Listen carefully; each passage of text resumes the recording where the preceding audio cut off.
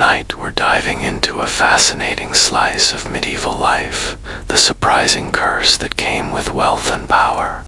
Dim the lights, maybe turn on a fan for that soft background hum, and let's ease into tonight's journey together. And if you're enjoying these stories, I'd really appreciate a quick like or even a subscribe. It helps more than you know. I'm always curious where you all are listening from, so drop a comment with your location and what time it is there. Love seeing our little global community connect through these stories. Congratulations, you've just woken up in the year 1398 in a grand stone manor house nestled in the English countryside. The morning sunlight filters through the narrow windows, casting long beams across your chamber. You stretch beneath heavy wool blankets on a feather-stuffed mattress, a luxury only the wealthy can afford. Most peasants sleep on straw pallets that harbor fleas and bedbugs, but you are Lord William Thornbrook, one of the richest nobles in the county. The good news is that you're wealthy beyond imagination compared to the common folk who work your lands. The bad news, your big toe feels like someone is driving a red-hot poker through it, and the slightest movement sends waves of agony up your leg. You've got gout, what physicians call the disease of kings. Your day begins as it always does, with servants rushing to your bedside. Unlike the peasants who rise before dawn to milk cows and tend fields, you've slept well past sunrise. The head servant, Thomas, approaches with a silver basin of rose-scented water for washing your face and hands. Behind him, two younger attendants follow, bearing your garments for the day, fine woolen tunics dyed in costly hues and lined with silk from distant lands. My lord, Thomas says with a respectful bow, the household awaits your commands. The steward seeks your approval for the feast preparations. You cut him off with a groan. Send for the physician. It's the gout again. Thomas's face falls. He has witnessed your attacks before and knows what lies ahead. At once, my lord, you attempt to sit up, but the effort sends a white-hot jolt of pain lancing through your foot. You gasp, red plum, hot to the touch and so tender that even the brush of a linen sheet feels like torment. This, you think bitterly, is the hidden price of privilege. While peasants suffer from hunger and exposure, the nobility faces its own afflictions. They may envy your feasts, your hearths, your fine attire, but they do not see what your body endures in return. The chamber door creaks open. Shuffling in is Master Gilbert, your physician. Unlike the hedge healers who tend to common folk with herbs and charms, Master Gilbert was trained at the esteemed medical college in Meliere, France. His services cost more per visit than a peasant might earn in a month, but what good is wealth if not to secure the finest care? My lord master, Gilbert says gravely, setting down his worn leather satchel of medical instruments, the gout has returned, I see. You grimace like a bad penny. What cursed thing have I eaten this time? Master Gilbert strokes his graying beard, studying your swollen foot without touching it. The skin is stretched tight, glossy, and an angry red, the unmistakable sign of fire smoldering beneath. As I've explained before, my lord, he begins, it is an imbalance of the humors. The phlegm cold and moist is settled in the joint, where it festers and causes pain. But the underlying cause, he hesitates, knowing you won't like the answer. Yes, yes, you interrupt with a sigh, my rich foods and wine. The same lecture every time, Gilbert. The physician nods, undisturbed by your impatience. Indeed, my lord, your body produces an excess of uric humor drawn from the rich meats, the sweet wines, the nightly delicacies your table provides. These corrupted humors crystallize in the cooler extremities, most often the feet being furthest from the heart's warmth. What Master Gilbert does not say, but what you both understand, is that your attacks are becoming more frequent. Last year you suffered perhaps 3 bouts. This year you've already endured 4, and it's only autumn. Each time the pain lingers longer and your recovery grows slower.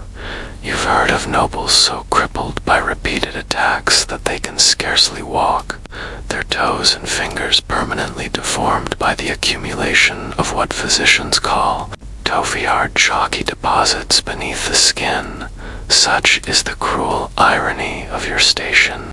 While peasants toil from dawn until dusk, their bodies hardened by labor and nourished by simple fare, you enjoy a life of relative ease and lavish meals that quietly poison your joints, Master. Gilbert opens his satchel and begins to unpack its contents. Several glass vials, pouches of herbs, and folded cloths. I've brought several remedies, my lord, he says. First, a poultice of herbs to reduce the heat and swelling. From the bag he withdraws a bundle of dried plants, meadowsweet, willow bark, and others known to calm inflammation. These will be ground and mixed with wine vinegar to form a paste. Applied to your pulsing joint, it will offer blessed relief, and for the pain, he continues, a tincture of poppy. This is the most precious medicine in his collection, distilled from the seed pods of poppies grown in far-off lands. It can dull even the most excruciating agony, but at a cost. It clouds the mind, and if used too often, breeds a craving that consumes. You've seen what it does. Nobles hollowed by dependence, their fortunes bled dry in pursuit of the next vial. I've also brought autumn crocus, Master Gilbert adds, producing a small pouch with care. The Byzantine physicians found it effective for gout, Master Gilbert says as he measures the powdered herb. It must be used with great care. Too much causes vomiting, and worse. But the proper dose can shorten the duration of your suffering. What neither of you knows is that this humble remedy, autumn crocus, contains a compound that modern physicians will one day call colchicine, one of the few truly effective treatments for gout. The Byzantine doctors stumbled upon it centuries ago, and though they did not understand why it worked, its use has quietly spread across Europe, passed from one physician to the next like a whispered secret. As Master Gilbert prepares your remedies, grinding dried herbs in a small mortar and pestle, you stare out the window at your estate. You collect their taxes, protect them with your soldiers, and judge their disputes. In return, they provide the wealth that sustains your life of comfort. Outside, the harvest is underway.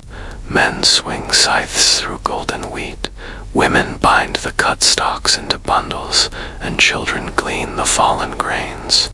Their movements are fluid, practiced bodies honed by years of hard labor. Not one among them, you'd wager, suffers from gout. Here, my lord, Master Gilbert says, pulling your thoughts back to the present. He hands you a small cup filled with dark liquid. Drink this first. You raise the cup and sip. The bitter taste of poppy coats your tongue, and you force yourself to swallow. Soon, a warm numbness will begin to spread through your body, softening the jagged edges of your pain. Next comes the pus.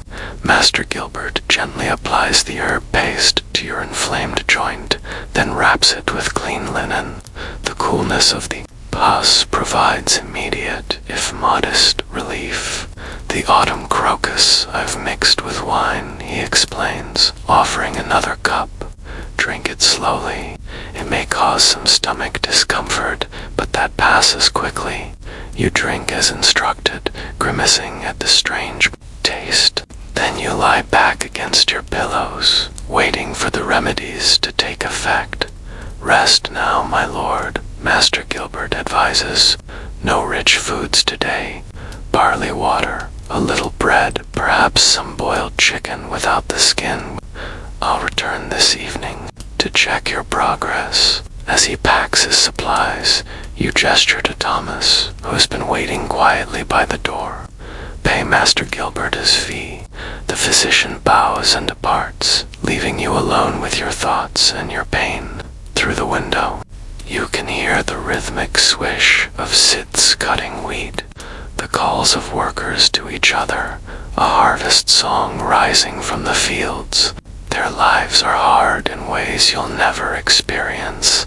The constant worry about having enough food, the vulnerability to weather and disease, the relentless physical labor that wears down bodies before their time. Yet here you lie in your fine bed, in your stone manor house, crippled by pain that is ironically a direct result of your privilege. This is the great equalizer. While rank and wealth can shield you from many hardships, your human body remains vulnerable, subject to its own particular suffering's killer. The poppy tincture begins to take effect, wrapping your thoughts in cotton and dulling the sharp edges of your pain. As you drift towards sleep, you wonder, is your gout truly the worst thing about being rich in medieval times? Or is it merely the physical manifestation of a deeper truth? The excess, even when it appears enviable, carries its own punishments. When you wake, the sun has moved across the sky, and the quality of light suggests it's mid-after afternoon. The pain in your foot has subsided from excruciating to merely throbbing thanks to Master Gilbert's remedies. You can think more clearly now that the worst has passed. Thomas appears at your bedside with a tray. Barley, water, and bread, my lord, as the physician ordered. The barley water is bland, and the bread plain peasant fare, though of higher quality than what they would eat. Your ordinary meals are far different. Roasted meats, swimming in rich sauces, game birds, fish on fast days, all accompanied by fine wines and ales followed by sweet confections made with expensive sugar. Your table reflects your status, each dish a statement of your wealth and power. But that abundance is precisely what has brought you to this state. The human body wasn't designed for such luxury, especially when paired with the sedentary lifestyle of nobility. Peasants eat simple foods, mostly grains, vegetables, and occasionally meat, and work physically all day. Their bodies process what they consume, leaving little to accumulate as the crystals that cause your suffering. My Lord Thomas says hesitantly, the steward still needs directions for tomorrow's feast. The merchant from London has arrived with the spices you ordered, and tell him to proceed as planned. You interrupt, but I want simpler dishes added to the table. Less meat, more fish, and tell the kitchens to reduce the use of wine in the sauces. Thomas looks surprised, but nods. Yes, my lord. And shall I tell the guests you're indisposed? You consider this. The feast is to honor a visiting baron, a potential ally whose support you need. To be absent would be a political misstep. No, you decide. I'll attend. Have the servants prepare a chair with cushions where I can rest my foot and find my walking staff. After Thomas leaves, you carefully swing your legs over the edge of the bed. The movement awakens fresh pain in your toe, but it's manageable. Now, you stand gingerly, keeping weight off the affected foot, and hop-step to the window. From here, you can see the inner courtyard of your manor. Servants hurry about their tasks, preparing for tomorrow's feast. A cart laden with barrels of ale is being unloaded. Smoke rises from the kitchen buildings where cooks are already preparing foods that require slow cooking. It takes an enormous amount of labor to maintain your way of life. dozens of people working constantly so that you and your family can live in comfort and project the image befitting your station. This, perhaps, is another burden of wealth in medieval times, the constant need to display your status through consumption and spectacle. Your table must groan with food, your clothes must be of the finest materials, your home must impress. Anything less would suggest weakness or decline, so you spend lavishly, consume abundantly, and your body pays the price. You think of King Henry IV, who suffers so severely from gout that he sometimes cannot walk or ride a horse, yet he continues to feast and drink as his position demands. Trapped in the same cycle as you, the disease of kings indeed, a mark of status that becomes its own prison. Evening approaches, and Master Gilbert returns as promised. He examines your foot, nodding with satisfaction at the reduced swelling. The remedies have helped, he observes. The crisis is passing, but my lord, to prevent future attacks, he trails off, knowing you already know what he will say. Less rich food, less wine you finish for him. More walking, more water. Precisely, he agrees. Particularly avoid organ meats. Liver, kidneys, sweetbreads. Limit game birds. Reduce your consumption of wine, especially the sweet varieties. This is sound advice based on centuries of observation by physicians who noticed patterns in gout sufferers. They don't understand the biochemistry that won't come for hundreds of years, but they've recognized that certain foods and drinks reliably trigger attacks. I'll try, you promise, though both of you know the challenges. Your entire social life revolves around feasting and drinking. To abstain is to withdraw from the very activities that cement alliances and demonstrate your position. After Master Gilbert leaves, your wife, Lady Elalina, comes to visit your chamber. Unlike you, she rose before dawn to oversee the household, managing servants, reviewing accounts, ensuring that every aspect of your large estate runs smoothly while you handle political matters and business affairs. William, she says, sitting carefully on the edge of your bed, how are you feeling better, you admit? Gilbert's remedies helped. She sighed, taking your hand. This is the second attack this month. You must take better care. Lady Elanina comes from a noble family herself and understands the expectations placed on someone of your rank, but she's also practical and clear-eyed. The feast tomorrow, she continues. I've instructed the cooks to prepare a separate plate for you with simpler foods. You can still sit at the high table and fulfill your duties as host without aggravating your condition. You smile gratefully. This is why you married her, not just for the alliance between your families or the lands and money she brought to the marriage, but for her intelligence and care. Thank you, you say. I've been thinking perhaps we should change how we eat daily, not just during my gout attacks. She raises an eyebrow like the monastics, plain food and prayer. You laugh, then we see, as the movement jostles your foot. Not quite so extreme, but more fish, more vegetables, less of the rich sauces and sweet wines. Lady Elena considers this. It would save money that could be used elsewhere and might set a new fashion. You know how others at court copy whatever. You do. This is true. As one of the wealthier and more influential nobles in the region, your choices influence others. If you begin eating more simply, it might become acceptable for other nobles to do the same. A welcome relief for those who struggle to maintain the expected level of conspicuous consumption. We'll try it, you decide, starting after tomorrow's feast. As night falls, servants bring candles to light your chamber. The wax candles, another luxury that common people can't afford, cast a warm glow across the room. Most peasants simply go to bed when darkness falls, or use rushlights made from reeds dipped in animal fat if they must stay awake. Your candles are made from beeswax, expensive but cleaner burning and sweeter smelling than tallow.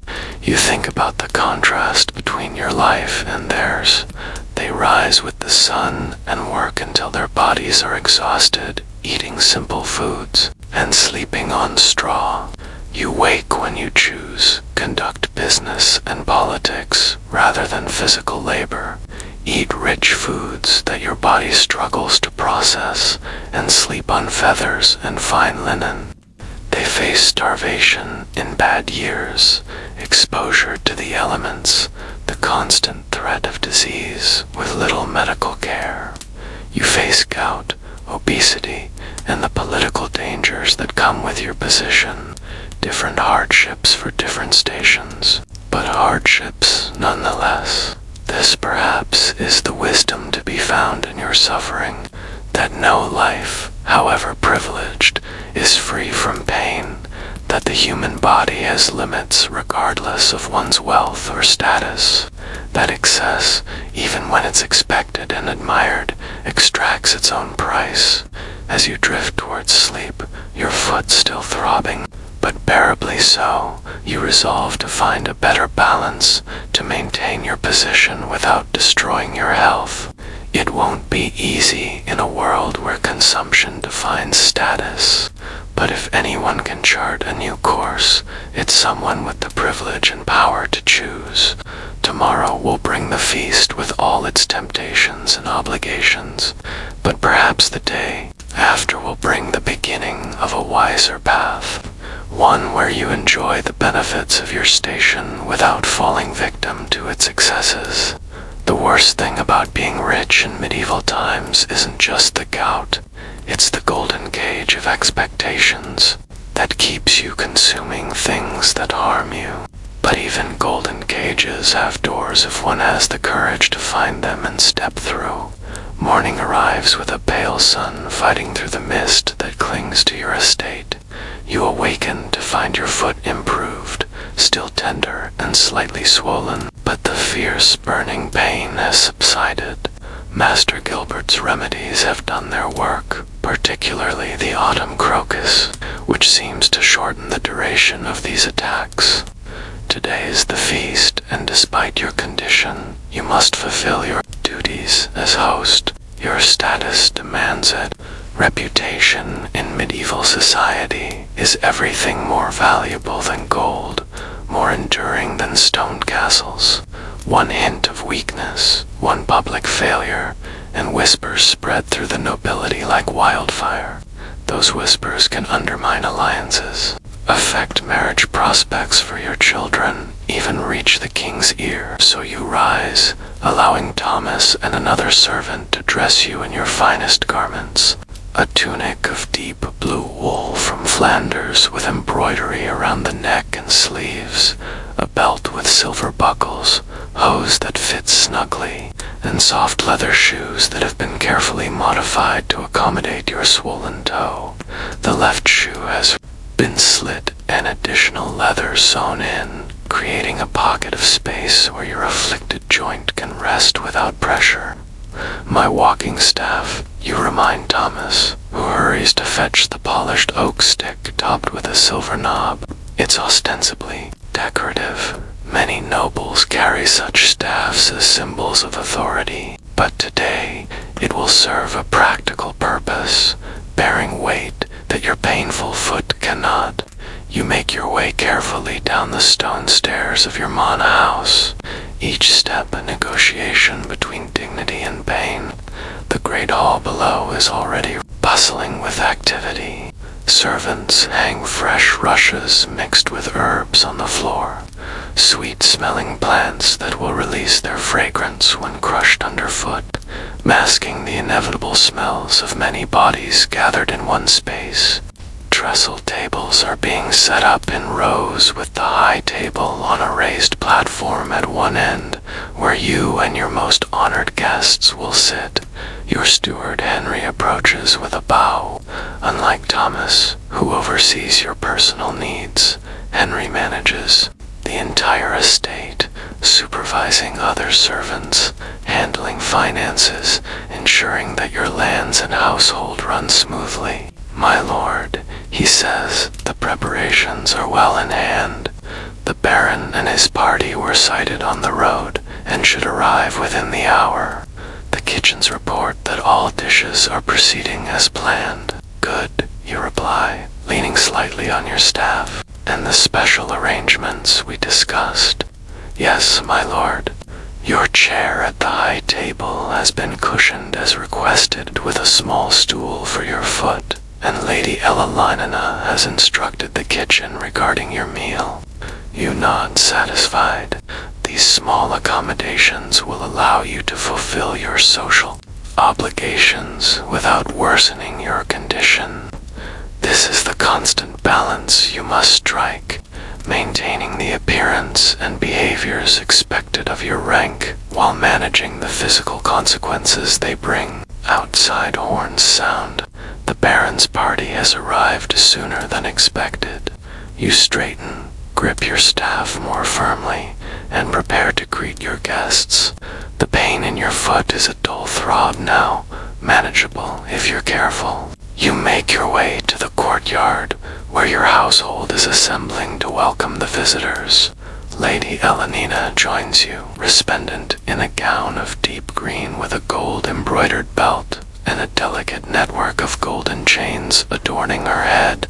Together, you present the image of prosperity and power that your position requires. The Baron's party enters the courtyard in a clattering of hooves and a flutter of banners. Baron Radcliffe is a burly man in his 40s, his face reddened by both wind and wine, his clothing rich but slightly disheveled from travel. He dismounts with a grunt that suggests he too might suffer from the ailments of nobility, though he covers it well. Lord Thornbrook, he booms, striding forward with his arms outstretched. How good to see you again. You step forward to meet him, careful to put minimal weight on your affected foot. Baron Radcliffe, welcome to my home. We are honored by your presence. The formal greetings continue as the Baron's party, family members, personal servants, and guards are all acknowledged according to their rank. This ritual of welcome is important, establishing the hierarchy and relationships that will govern the visit. Medieval society functions on such clear delineations: who sits where, who speaks when, who defers to whom. To violate these unwritten rules is to invite chaos. As the Baron's party is shown to their chambers to refresh themselves after their journey, you return to the great hall to oversee final preparations. The pain in your foot is intensifying with the activity, but you hide it well behind a nobleman's mask of composure. To show pain is to show weakness. The hall is transformed now. Trestle tables covered with clean linens, wooden trenches at each place, silver cups for the high table, and wooden or horn cups for those of lower rank. Fresh rushes carpet the floor, releasing the scent of meadowsweet and lavender when crushed underfoot. Servants hurry about with last-minute adjustments, and the steward directs it all with quiet authority. You make your way to the high table where your modified chair awaits. Testing it, you find that the cushions support your body while allowing your painful foot to rest elevated on the small stool hidden beneath the table's drape. From here you can preside over the feast without standing for long periods, a small mercy for which you're grateful. The kitchens send word that the first courses are ready, and you dispatch servants to inform the Baron and other guests that the feast will begin shortly. As you wait, Lady Ellalinina joins you at the high table, leaning close to speak privately. You're in pain, she observes, her voice too low for others to hear. Manageable, you assure her, though in truth the throbbing has intensified to a steady burn. She gives you a knowing look. Master Gilbert left this for you. From a small pouch at her belt, she produces a vial of poppy tincture, just enough to dull the edge, not enough to cloud your mind. You accept it gratefully, taking a small sip when no one is looking. The bitter taste is followed by that familiar warming sensation that signals relief is coming. Not complete relief. You'll still feel the pain, but it will be muffled, pushed to the background so you can focus on your duties as host. The guests begin to arrive in the hall, taking their places according to rank. The Baron and his immediate family join you at the high table, while their attendants and your household knights and officials sit at the tables below. The lower servants will eat later after the feast is concluded, making do with the leftovers and simpler fare prepared specifically for them. The meal begins with a ceremonial washing of hands. Servants move among the tables with basins of rose-scented water and clean towels. This ritual of cleanliness is practical. Most food will be eaten with the fingers, but also symbolic, marking the transition into the formal meal. The first course arrives borne by a procession of servants. For most guests, there are rich meat pastries, roasted fowl, and a soup of herbs, and barley. At your place, as arranged with the kitchen, the offerings are simpler. Boiled chicken without the fatty skin, bread, and a small portion of fish cooked with herbs. It's still luxurious compared to peasant fare, but far less likely to aggravate your gout than the dishes served to others. Baron Radcliffe, seated to your right, notices the difference. Not partaking of the full feast, Lord Thornbrook, he asks, tearing into a meat pastry with gusto. You smile diplomatically, a temporary measure. My physician advises caution with certain foods. The Baron grunts in understanding. Ah, the cursed gout. Is it the disease of kings and nobles? He lifts his wine cup in a half salute. I've had a touch of it myself in recent years. Damnable thing, indeed. You agree, relieved at his understanding. The price we pay for our position, it seems. The Baron laughs, a booming sound that turns heads at nearby tables. Well said. The peasants don't suffer it, do they? Too busy breaking their backs in the fields to develop our refined ailments. There's truth in his jest. Gout is rarely seen among the working classes. Their diet of simple grains, vegetables, and occasional meat provides little opportunity for uric acid to accumulate. Their constant physical labor keeps their bodies processing efficiently. It's only when you combine rich foods, particularly organ meats, game birds, and certain fish, with wine and a more sedentary lifestyle, that gout flourishes. As the feast progresses, you observe the differences in consumption around you. The Baron eats and drinks prodigiously, as do many of the knights and officials at the lower tables. It's a point of pride for a nobleman to demonstrate his prosperity through abundant consumption.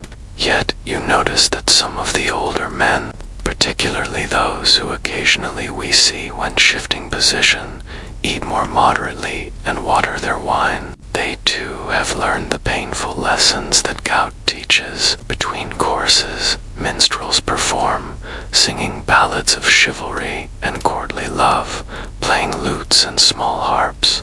This entertainment allows diners to rest between bouts of eating and provides a cultured atmosphere befitting a noble household. It also gives you an opportunity to converse with your guests, building the relationships that are the true purpose of such gatherings. I understand the king has imposed a new tax on wool exports. You say to Baron Radcliffe, steering the conversation toward matters of mutual interest. Your estates, like his, produce significant wool for export to Flanders, where it's woven into the fine cloth that clothed Europe's nobility. The Baron scowls indeed, and at the worst possible time, the merchants from Bruges are already complaining about the quality of last year's clip. Add this tax, and they'll look to Spain instead. This launches a discussion of trade, taxes, and royal policy that continues through the next course. Other nobles at the high table join in, sharing information and opinions. This is how the medieval nobility conducts business, through conversations at feasts and gatherings, building networks of shared interest and mutual support. As the main courses are cleared away and the sweeter dishes appear, fruits preserved in honey, custards, and small cakes flavored with expensive spices from the East, your foot reminds you of its grievance. Despite the cushioned chair and elevated position, despite the poppy tincture and careful food choices, the pain has been steadily increasing throughout the meal. Lady Elalonina notices your discomfort and subtly signals to the steward. He approaches and bends to hear her quiet instruction, then nods and withdraws. Moments later, the minstrels begin a particularly engaging performance, a comic tale of a knight's misadventures that has the entire hall laughing. Under cover of this distraction, you shift in your seat, trying to find a position that offers relief. Perhaps some air, my lord, lady suggests quietly. The tale will keep their attention for some time. You nod gratefully, using your staff, and accepting her discreet support, you rise and make your way slowly to a side door that leads to a small garden attached to the great hall. The cool evening air is a relief after the warmth and noise inside.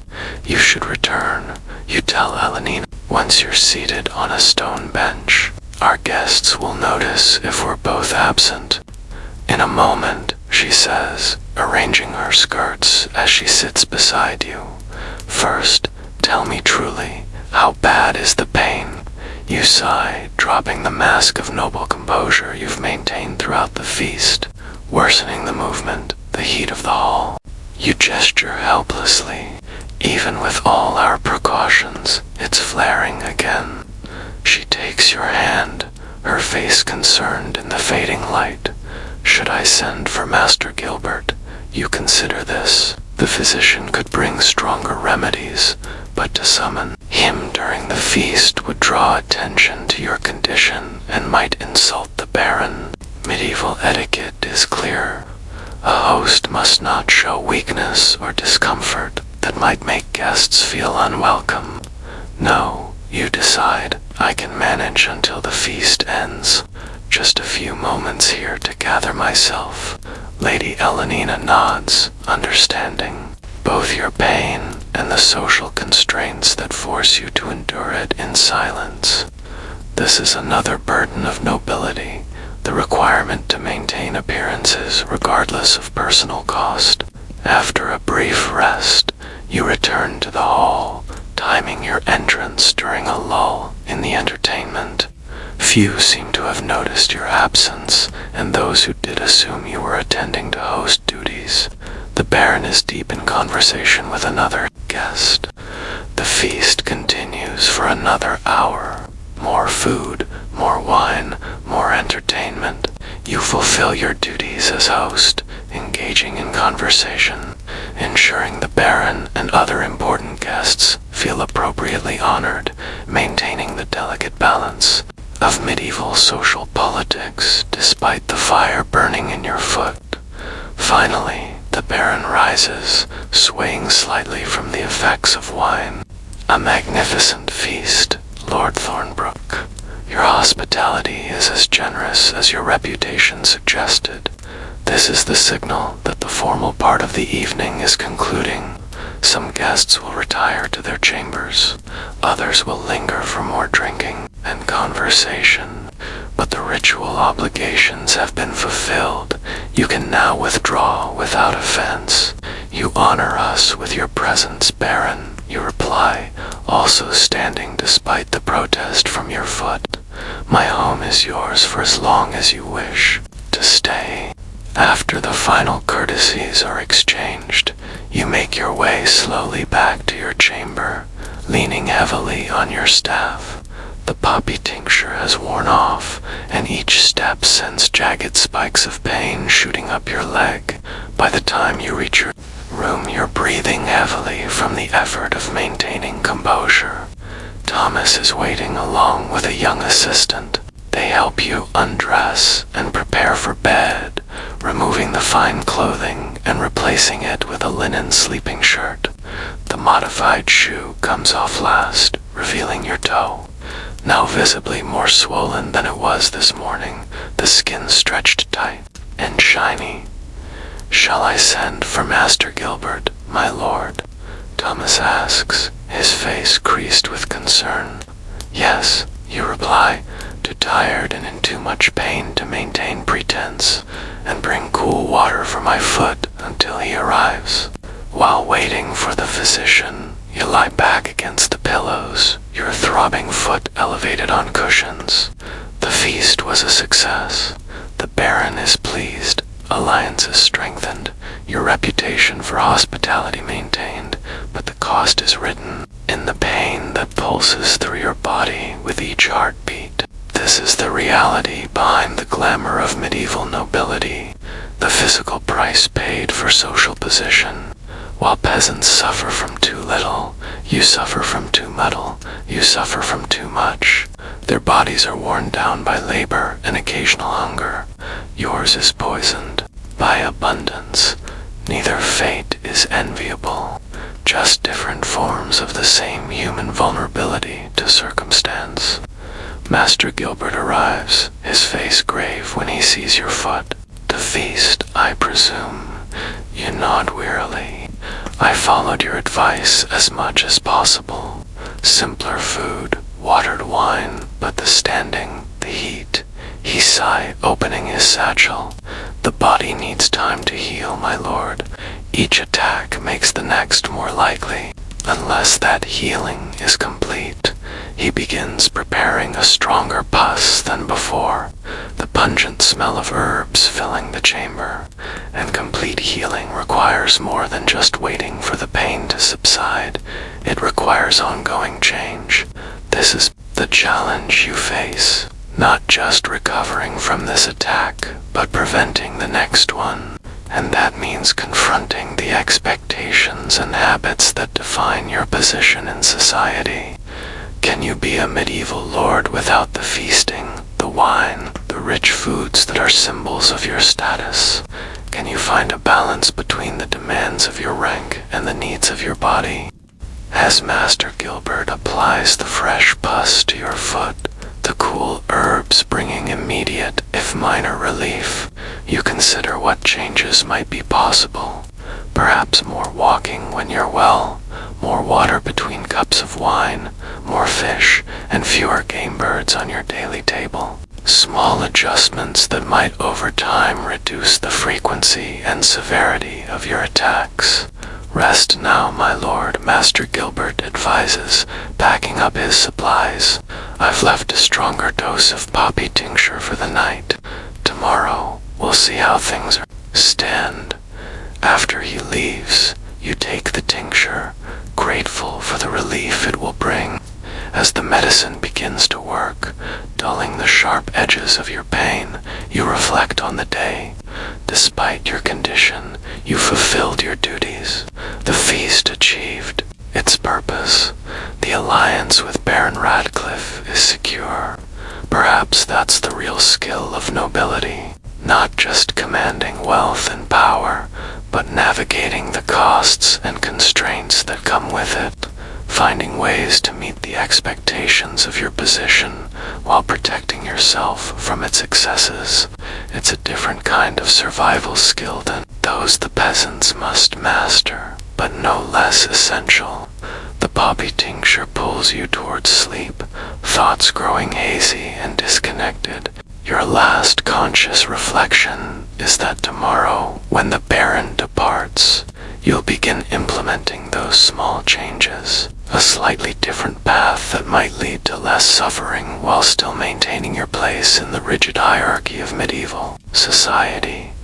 As you drift into sleep, the pain in your foot diminishes to a distant throb, a reminder of the bargain struck between privilege and its price.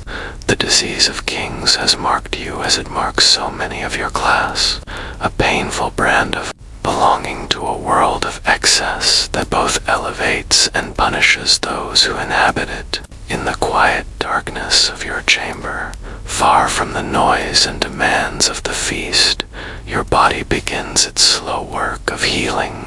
Outside, the estate settles into night. Servants clean the great hall, putting away the remnants of the feast. Guards patrol the walls and courtyards. In the village beyond your manor, peasants sleep the deep sleep of physical exhaustion, their bodies tired but largely free of the crystalline deposits that torture your joints. Different lives, different sufferings. The medieval world turns on this axis of inequality, each person bearing their particular burdens according to their station. For now, yours is the burning pain of gout, the ironic curse of having too much in a world where most have too little. Morning arrives with the distant crowing of roosters and the soft murmur of servants beginning their daily tasks. The poppy tincture has worn off during the night, and you awaken to find your foot still swollen but less painfully so. Master Gilbert's stronger pus seems to have drawn some of the heat from the inflamed joint.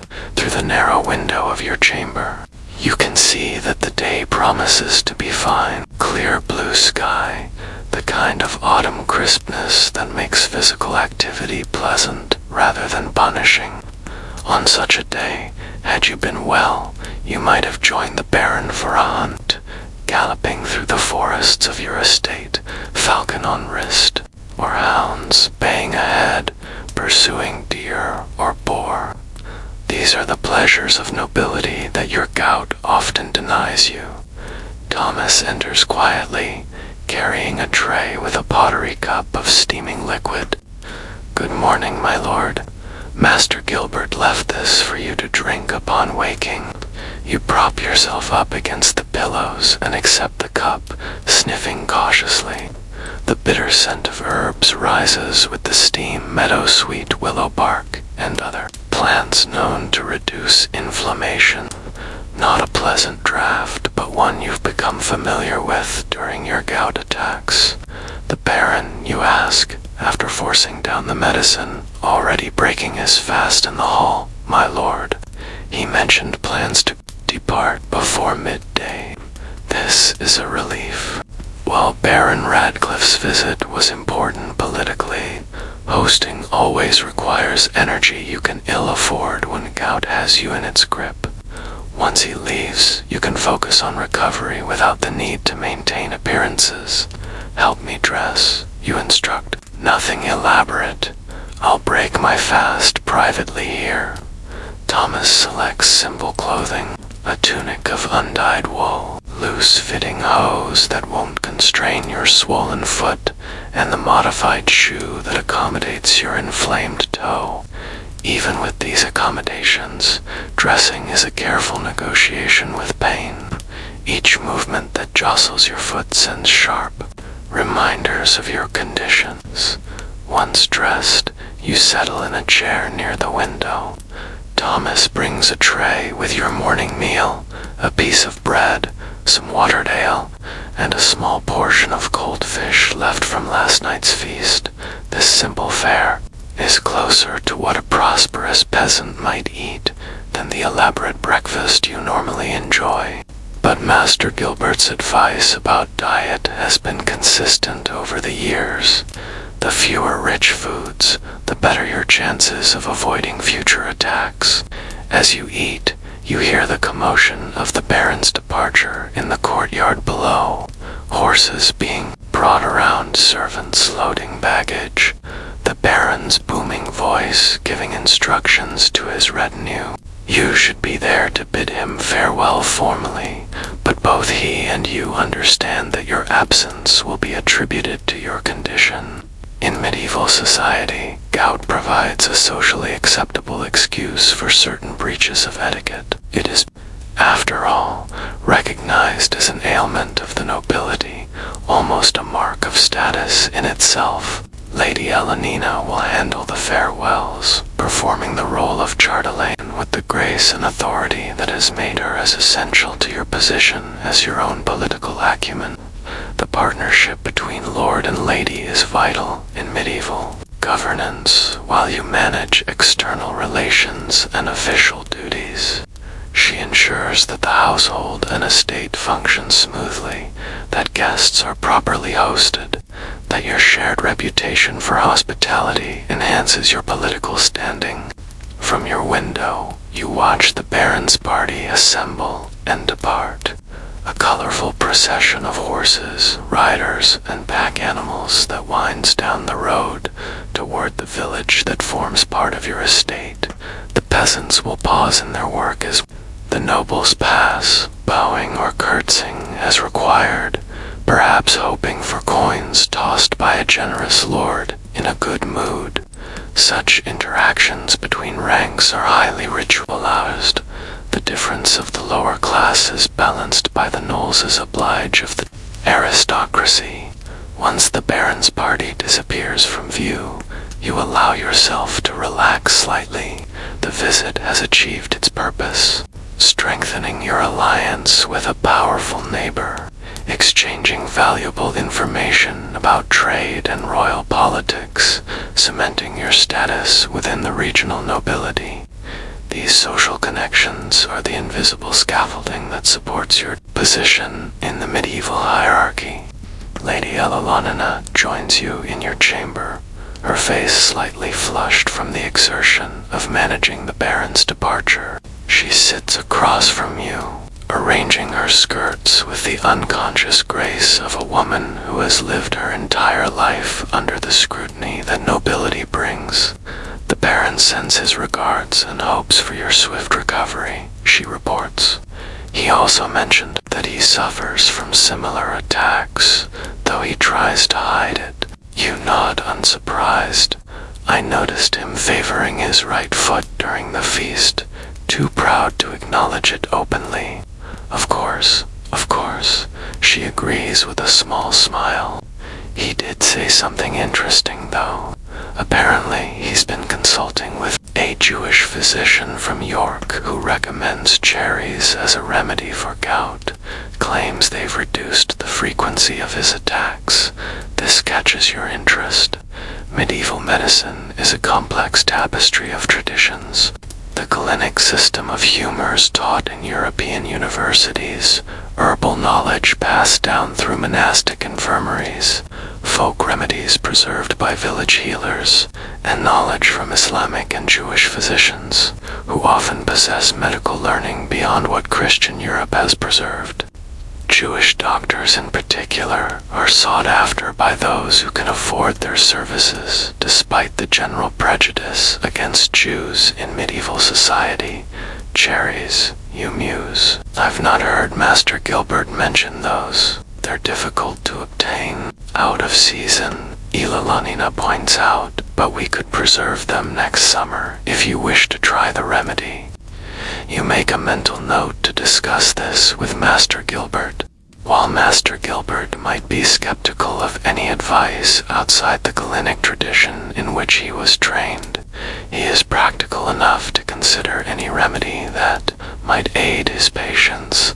The conversation soon shifts from matters of health to those of the household accounts that require review, a dispute between two tenants that awaits your judgment, and preparations for the approaching winter.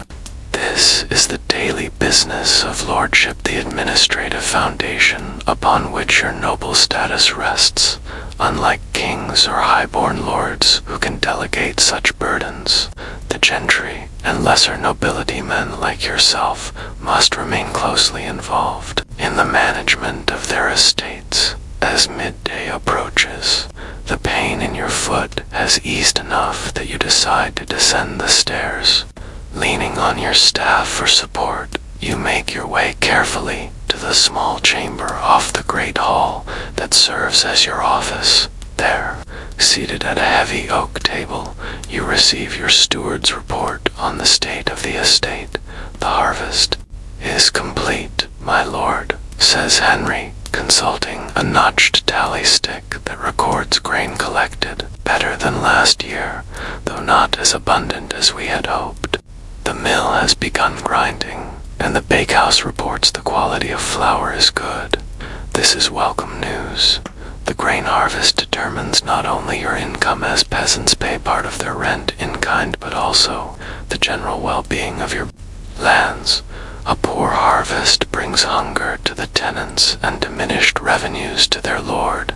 A good harvest means relative plenty for all land, the opportunity to sell surplus grain at market for profit, and the wool clip, you ask, referring to the shearing of sheep. Another key source of your income, sent to market last week, my lord, Henry replies. Prices are down slightly due to the new tax, but still profitable.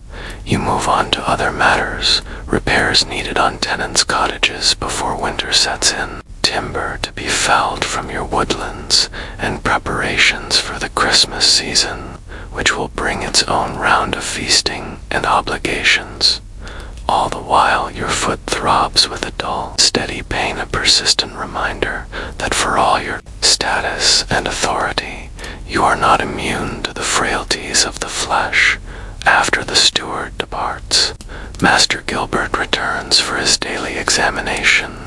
He carefully unwraps the poultice from your foot, his touch professional yet gentle as he inspects the swelling and discoloration.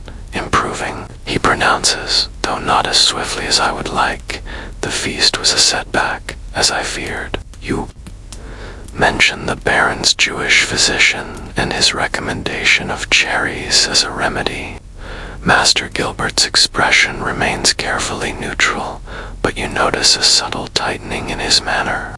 In the world of medieval medicine, physicians are often protective of their authority, and suggestions of alternative treatments, even well-meaning, can be seen as challenges.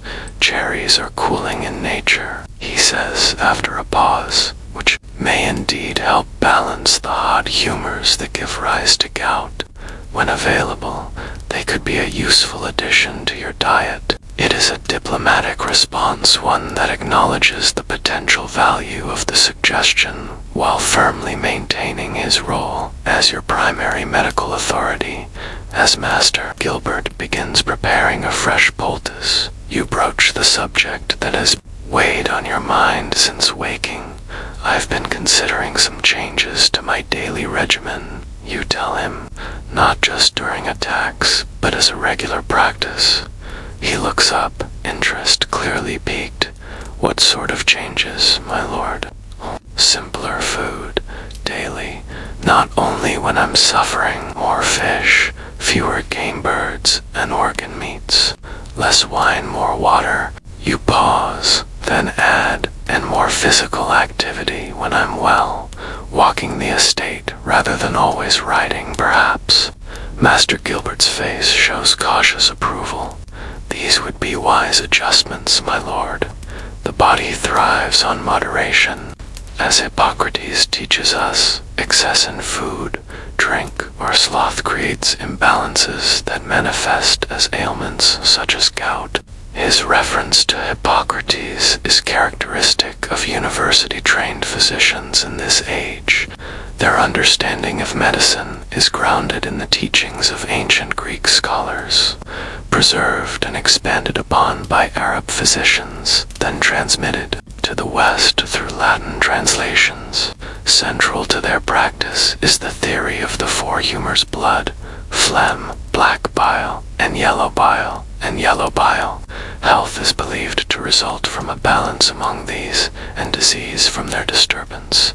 The challenge, you admit, is maintaining such moderation when one's position demands otherwise. Feasts like yesterday's cannot always be avoided. True, The physician acknowledges applying the fresh pus to your foot, but they might be occasions rather than habits, and even during such events, careful choices can mitigate the harm. He wraps clean linen around your foot to secure the pus. I would be remiss, however, if I didn't mention another factor that affects the humors, which is the passions, my lord. Anger, anxiety, excessive concern with worldly matters. These inflame the blood and contribute to conditions like gout. The ancients recommended tranquility of mind as essential to physical health. This advice reflects the medieval understanding that mental and physical well-being are intimately connected, that emotions affect bodily health directly through their influence on the humors. It's an early recognition of what modern medicine will one day call psychosomatic effects. You consider this thoughtfully. The life of a medieval lord is filled with concerns, managing an estate, navigating political alliances, ensuring family succession, balancing the constant demands from above, your obligations to the king and higher nobility, and below your responsibilities to those dependent on you. Tranquility seems an impossible luxury, yet perhaps there are ways to create islands of calm within these responsibilities. Time for contemplation in the small chapel attached to your manor, walks through your gardens when weather permits, reading from the few precious books in your possession, primarily religious texts, but also practical manuals on estate management and a collection of ancient Roman writings that you particularly treasure. I will consider your advice regarding the passions. You tell Master Gilbert, though I suspect that's a more difficult remedy to implement than dietary changes. He smiles slightly.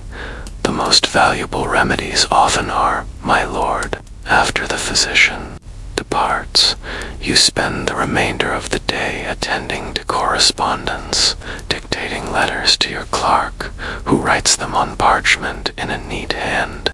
Literacy is not universal among the nobility, but you were fortunate to receive education in a monastery school as a youth. The ability to read documents without relying entirely on others gives you an advantage in both business and politics. By evening, your foot feels substantially improved. The swelling has decreased, and while tenderness remains, the burning pain has subsided. You join Lady Elalanina for a simple supper in the small family dining chamber, rather than the great hall, beginning the dietary moderation you've resolved to adopt. The meal consists of fresh bread, a pottage of vegetables, a small portion of fish, and watered wine. It's satisfying without being excessive, nourishing without triggering the digestive processes that can lead to uric acid accumulation. Lady Elenina has instructed the cook accordingly and plans to maintain this simpler affair as your regular diet, reserving richer foods for special occasions and important guests. How are you feeling? She asks as you finish the meal. Better. You admit the attack is passing more quickly than the last one. Perhaps because we intervened earlier, she suggests, and the autumn crocus remedy seems particularly effective. You nod agreement. The Byzantine physicians who first documented the use of autumn crocus for gout stumbled upon what modern medicine will eventually recognize as a targeted treatment. The culturine contained in the plant specifically reduces the inflammation caused by uric acid crystals, making it one of the few truly effective treatments available in the medieval pharmacopoeia. After supper, you retire to the solar, a private family room in the upper part of the house, warmer and more comfortable than the great hall below. Here, away from the formal obligations of lordship, you can relax with family and closest household members. Your two youngest children join you, a daughter of 12 and a son of 9. The older children are already placed in other households, households as part of their education and preparation for adult roles. This fostering arrangement is common among the nobility, allowing children to build connections with other families while learning the skills appropriate to their station. The children are eager to hear about the baron's visit and the feast, which they observed only briefly before being sent to their chambers. Lady Elalonina indulges their curiosity while you sit with your foot elevated, watching the family interaction with quiet pleasure. This is another aspect of noble life that differs from the peasantry, the nature of family relationships. Peasant children remain with their parents, working alongside them from an early age. Noble children, by contrast, are often sent to other households or to specialized training. Daughters may enter convents for education. Sons might train as pages and squires in preparation for knighthood. The emotional distance this creates is considered necessary for developing the character and connections required of the nobility. As darkness falls, servants bring candles and stoke the small fireplace in the solar. The warm glow creates a cozy atmosphere as Lady Elanina supervises the children's evening prayers before they're escorted to their chambers by their nurse. You should rest, she tells you once they've gone. Tomorrow you have tenants' disputes to judge, and that requires a clear head. You know she's right. As lord of the manor, you serve as judge in the memorial court, settling disputes among your tenants according to local custom and your sense of justice. This judicial role is a fundamental aspect of lordship, one that directly affects the lives of those under your protection and authority. With your wife's assistance, you make your way back to your chamber where Thomas has prepared everything for the night. Fresh linens on the bed, a cup of herbal tea to promote sleep, a chamber pot discreetly positioned for nighttime needs. These small comforts of noble life are taken for granted until illness makes you appreciate them anew. As you settle into bed, you reflect on the day. The baron's visit has strengthened an important alliance. Your estate's harvest is secure. Your gout is improving, and you've resolved to make changes that might prevent future attacks. All in all, a successful navigation of the challenges that come with your position. Yet underlying these practical matters is a deeper question that your gout has forced you to confront. What does it mean to be a good lord in medieval society? Is it possible to fulfill the obligations of your rank while avoiding the excesses that harm your health? Can you find a balance between the demands of status and the needs of your body? These are not questions that your peasants must ask themselves. Their challenges are more immediate: securing enough food, keeping shelter sound, surviving the next winter or bout of disease. But perhaps there's wisdom to be found in their simpler approach to life. Eat what nourishes, work with purpose, rest when the body requires it.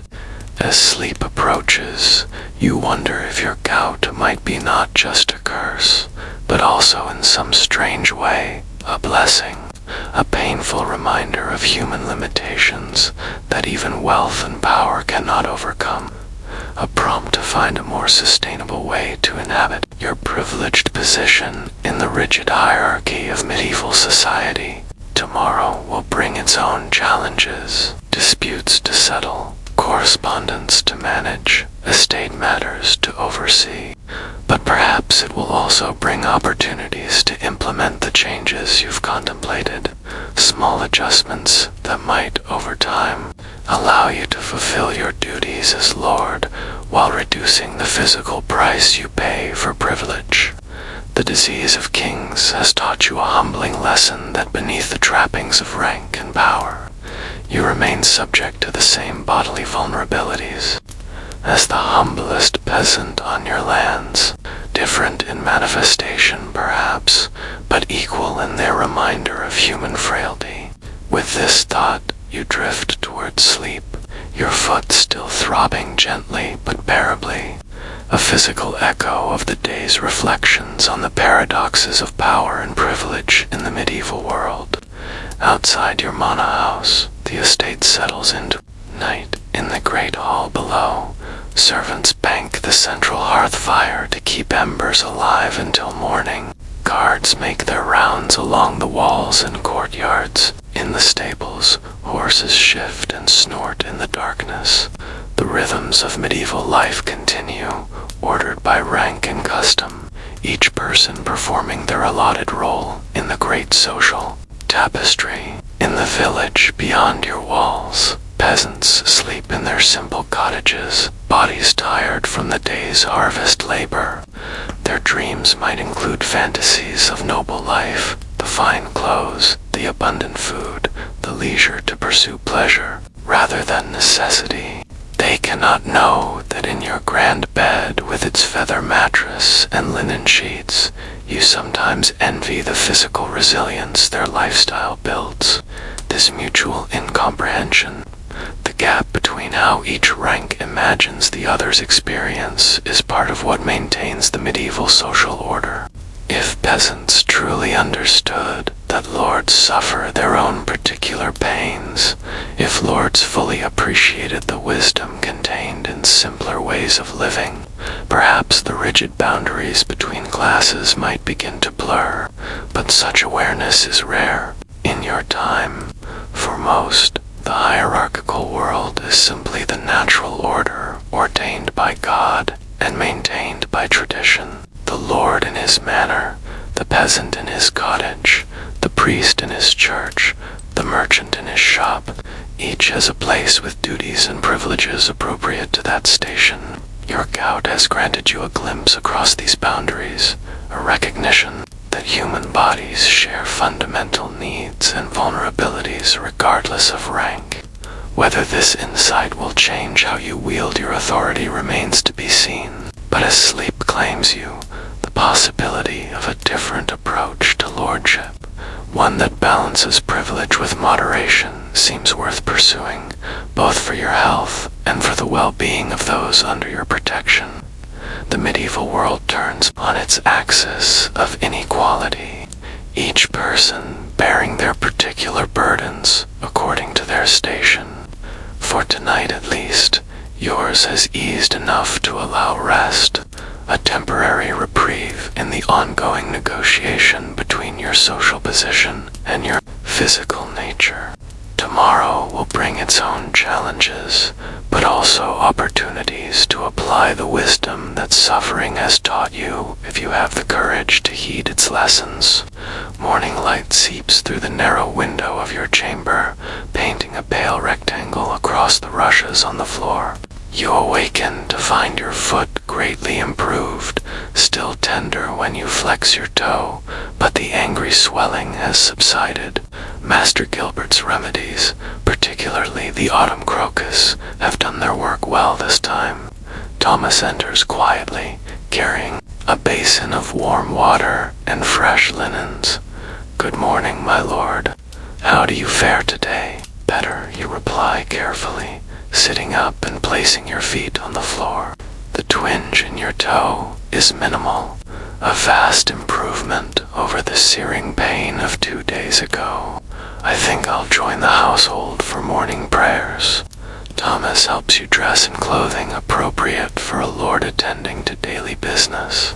Good quality, but not overly formal. The heavily embroidered tunics, fur-lined cloaks, and elaborate accessories that you wear for important social and political occasions remain in their chests today. Such finery is not just decoration, but a form of communication in medieval society, instantly signaling your rank and prosperity to all who see you, with your walking staff in hand, still useful for support, though less necessary than before.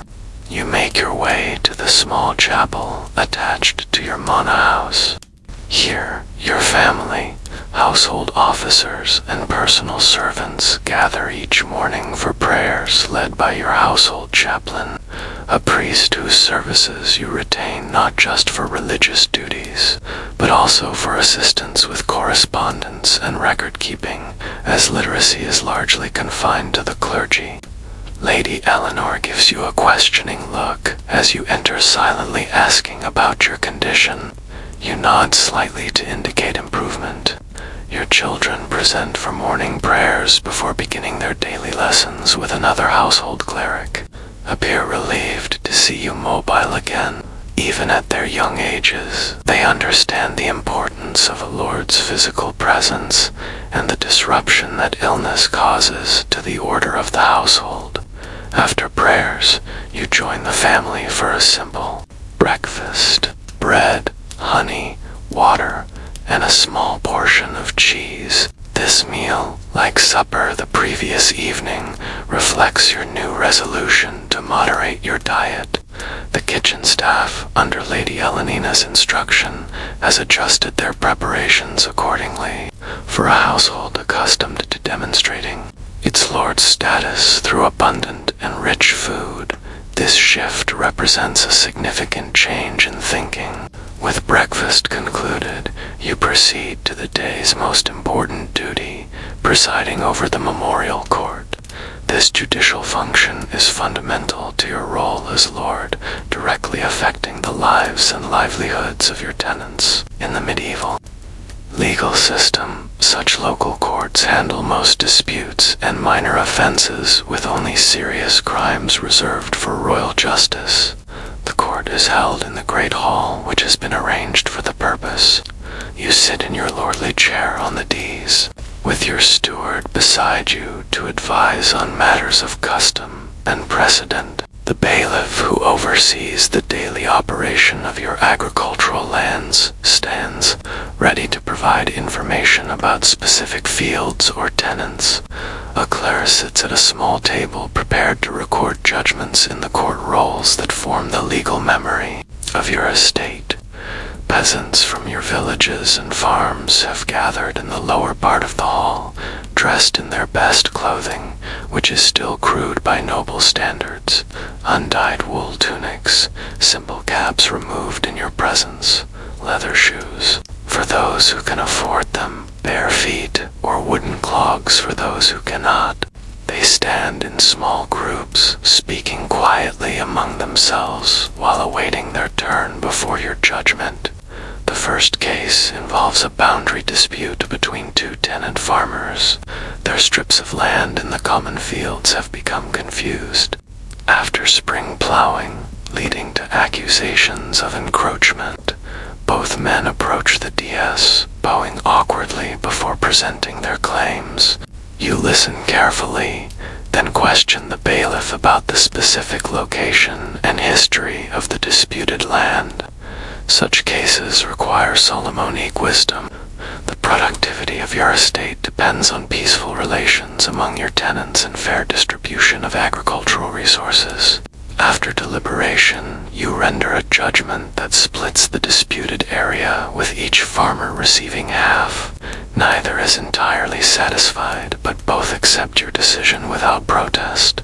Your authority as Lord is rarely questioned openly, even when tenants might grumble privately. More cases follow.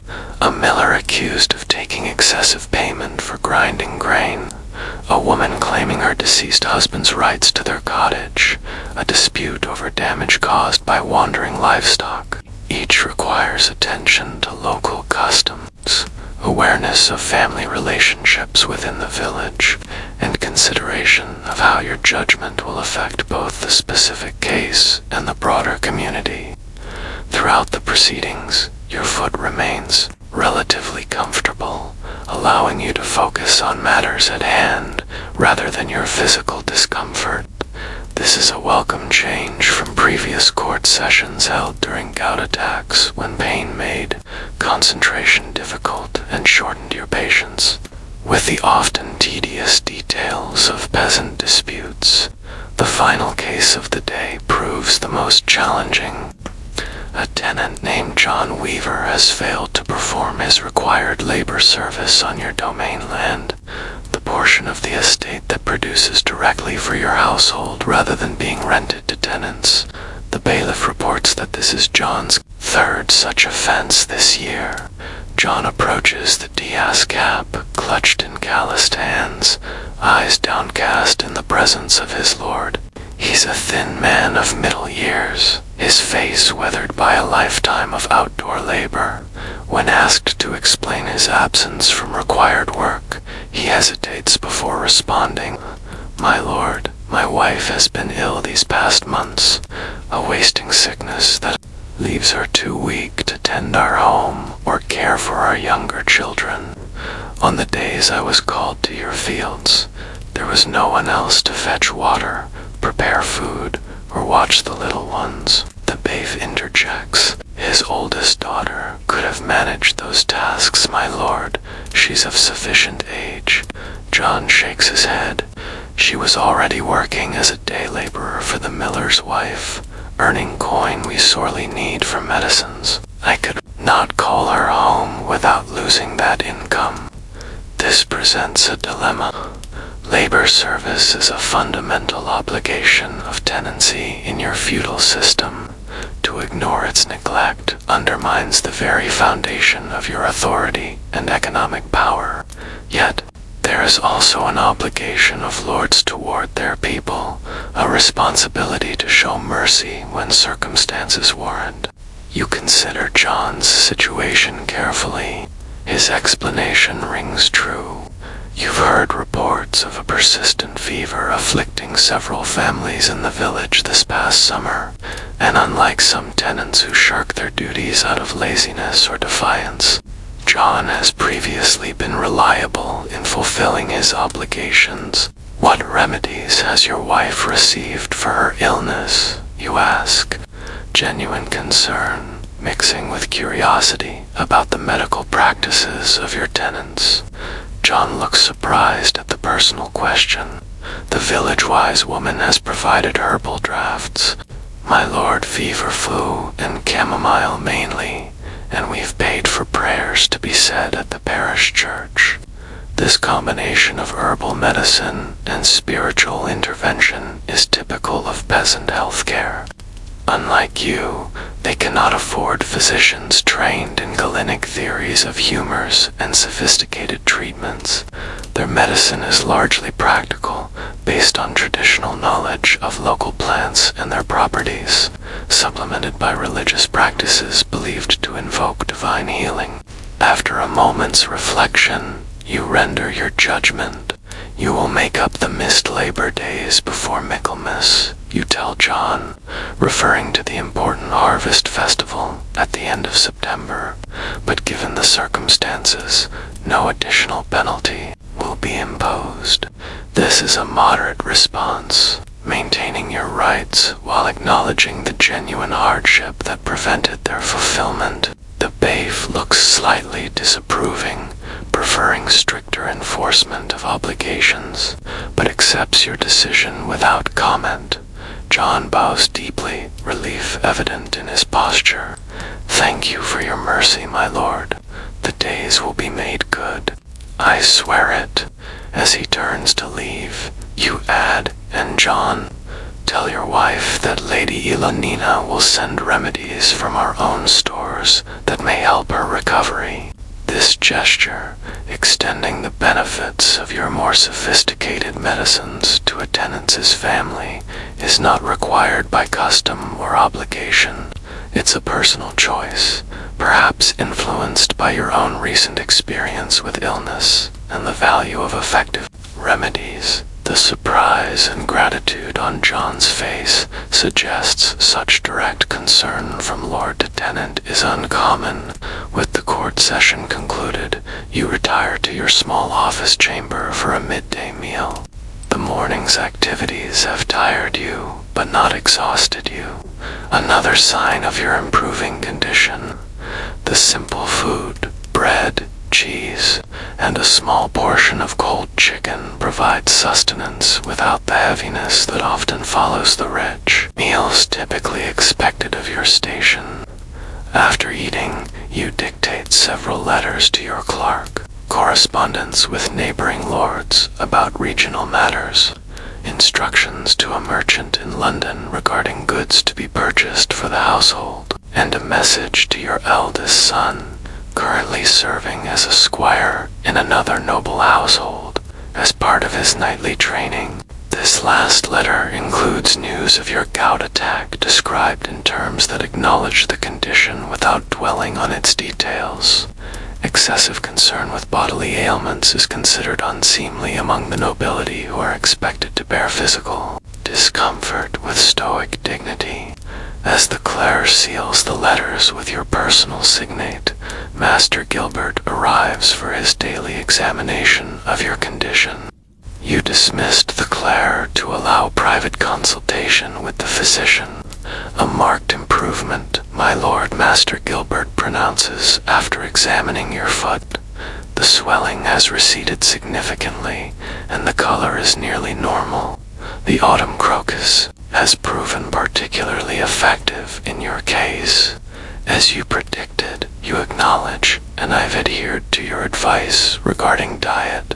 Even during this morning's court session, when my patience was tested, the physician nods approvingly. Maintaining such moderation will serve you well. But now that the acute attack is passing, we must consider preventive measures to extend the period before the next occurrence. What follows is a detailed discussion of adjustments to your daily regimen, foods to avoid or limit, beverages to favor over wine, forms of gentle exercise appropriate to your station. Master Gilbert also recommends regular consumption of certain herbs believed to cleanse the blood and balance the humors, dandelion root, meadow, and devil's claw among them. And what of cherries, you ask? Remembering Baron Radcliffe's Jewish physician, Master Gilbert's expression remains professionally neutral. When in season, yes, their cooling properties may indeed help prevent the heat and inflammation of gout. We might also preserve them in honey for use throughout the year. This willingness to incorporate suggestions from outside his own training speaks well of Master Gilbert's practical approach to medicine. While many physicians of the era rigidly adhere to the theories taught in medical schools, primarily based on ancient Greek and Roman texts, the best practitioners also value empirical observation and are willing to adopt remedies that prove effective regardless of their source. After the physician departs, you decide to take advantage of your improved mobility and the fine autumn weather. With your walking staff as support, you venture into the gardens attached to your manor house. These are not merely decorative, but serve practical purposes, providing herbs for the kitchen and medicine chest, flowers for household decoration, and a pleasant space for gentle exercise and contemplation. The garden paths are carefully maintained with gravel, making them suitable for walking even in delicate health. As you move slowly along them, savoring the crisp air and the scent of late-blooming herbs, you reflect on the past few days and the insights your illness has prompted. The attack of gout, while painful, has forced a pause in your usual activities, a rare opportunity for reflection in the busy life of a medieval lord. The constant demands of managing an estate, navigating political relationships, and fulfilling the social obligations of your rank typically leave little time for considering deeper questions about how you live and rule. Yet, these days of enforced rest have prompted exactly such thoughts. Is there a way to fulfill your duties as lord while avoiding the physical excesses that trigger your gout? Can you find a balance between the expectations of your station and the needs of your body? Might there even be wisdom in the simpler lifestyles of those beneath you in the social hierarchy? Your contemplation is interrupted by the arrival of Lady Elalanina, who has come to check on your well-being. She falls into step beside you, her presence comfortable and familiar after nearly 20 years of marriage. "You seem deep in thought," she observes. "I've been considering changes," you reply, "not just in diet and physical habits, but in how we conduct our household generally. The constant feasting, the emphasis on displaying our status through consumption, it takes a toll not just on my health, but on our resources as well." She nods thoughtfully. "I've had similar reflections. The waste from our table alone could feed several tenant families, and the cost of spices and imported luxuries has increased substantially in recent years. This practical consideration of economics alongside health reflects Lady L's role as manager of the household. While you oversee the productive aspects of the estate, agriculture, timber, rents, and taxes, she controls its consumption, balancing the needs of daily life with the social requirements of your position. "What changes did you have in mind?" she asks.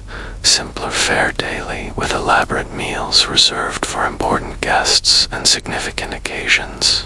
More time spent in useful activity rather than idle pastimes. Perhaps even more direct engagement with the management of our lands." This last suggestion represents a significant departure from typical noble behavior. While lords oversee their estates through officials like stewards and bailiffs, they rarely involve themselves in the practical details of agricultural management. Such hands-on work is considered beneath their dignity, better left to those trained specifically for such tasks. Lady Elenina considers your words carefully. "Such changes would be noticed," she points out. "Questions might arise about our prosperity or your vigor as lord. This is a valid concern. In medieval society, consumption and display are not merely personal choices, but social communications. A lord who suddenly lives more simply might be perceived as suffering financial difficulties or losing political power. Such perceptions can become self-fulfilling as allies distance themselves from those they perceive as declining in fortune. Perhaps you suggest we present it not as reduction but as refinement, not less but more discerning quality over quantity." She smiles, appreciating the subtle distinction that could work. The finest ingredients prepared simply rather than elaborate concoctions. The best cloth in classic styles rather than excessive ornamentation. Discrimination rather than abstention. This approach offers a way to moderate your lifestyle without undermining your social position. A middle path between the excesses that harm your health and the simplicity that would compromise your status. As you complete your circuit of the garden and turn back toward the manor house, you feel a sense of possibility that has been absent during previous gout attacks. Instead of merely enduring the pain and returning to the same habits once it passes, you've begun to envision a different approach to lordship, one that might protect your health while still fulfilling your social and political obligations. The challenge will be implementation, translating these reflections into practical changes that can be sustained against the constant pressure of custom and expectation. Medieval society is deeply conservative, resistant to innovation or deviation from established patterns. To chart a different course, even in personal habits, requires both conviction and diplomacy. But as you return to the manor house, your foot comfortable enough that the walking staff feels more precautionary than necessary, you're determined to try. This attack of gout, the disease of kings, has offered a painful but valuable lesson in the limitations of privilege and the wisdom that can be found in moderation. The afternoon passes with routine business, reviewing accounts with your steward, discussing repairs to a tenant's cottage damaged by recent rains, planning for the upcoming plowing of winter wheat fields. These These administrative tasks are the invisible foundation of your authority, ensuring that your lands remain productive and your tenants secure under your protection. By evening, you're tired but satisfied with the day's accomplishments. Your foot has remained comfortable enough to allow normal activity, though you've been careful not to overexert yourself. The dietary moderation continues at supper, a simple meal of bread, fish, and vegetables with watered wine rather than the full-strength vintage you typically favor. As darkness falls and the household prepares for sleep, you reflect on the day. A successful return to your duties as Lord managed without compromising your health. It's a small victory, but an encouraging one, suggesting that the balance you seek between position and well-being might indeed be possible. The candles are extinguished, and the Mana house settles into the profound darkness of the medieval night.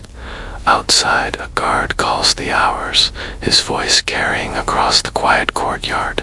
From the village beyond your walls comes the occasional bark of a dog or the distant lowing of cattle, but otherwise, silence reigns as your people rest in preparation for another day of labor. In your comfortable bed, with Lady Elalanina sleeping beside you, you drift towards sleep with a sense of cautious optimism. The worst of your gout attack has passed, leaving behind not just relief, but insight. The disease of kings has taught you something about the nature of nobility itself, that true lordship might lie not in excess, but in wisdom, not in consumption, but in cultivation of a life that balances privilege with restraint. Whether this lesson will endure beyond the memory of pain remains to be seen. The pressures of your position, the expectations of your peers, the deep-rooted habits of a lifetime, all will push against the changes you've contemplated. But for tonight, at least, you rest easily, your body healing, and your mind opened to new possibilities for inhabiting your role in the intricate hierarchy of medieval society. 3 months have passed since your most recent gout attack, and winter has settled firmly over your estate. Snow blankets the fields, and ice forms delicate patterns on the inner sides of your chamber windows each morning.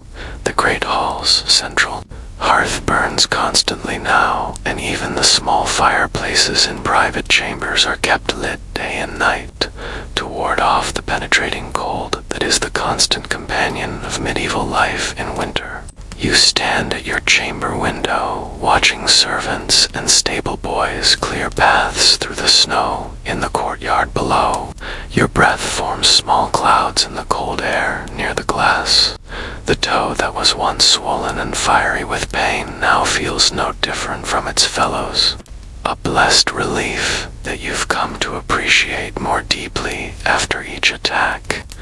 These past months have been a time of experimentation and adjustment. Following your resolution during the last bout of gout, you've maintained the dietary moderation that Master Gilbert recommended. Less meat, particularly organ meats and game, more fish and vegetables, wine diluted with water rather than consumed full strength. The household has adapted to these changes, though not without some initial resistance from the kitchen staff, who viewed the simple affair as a reflection on their skills.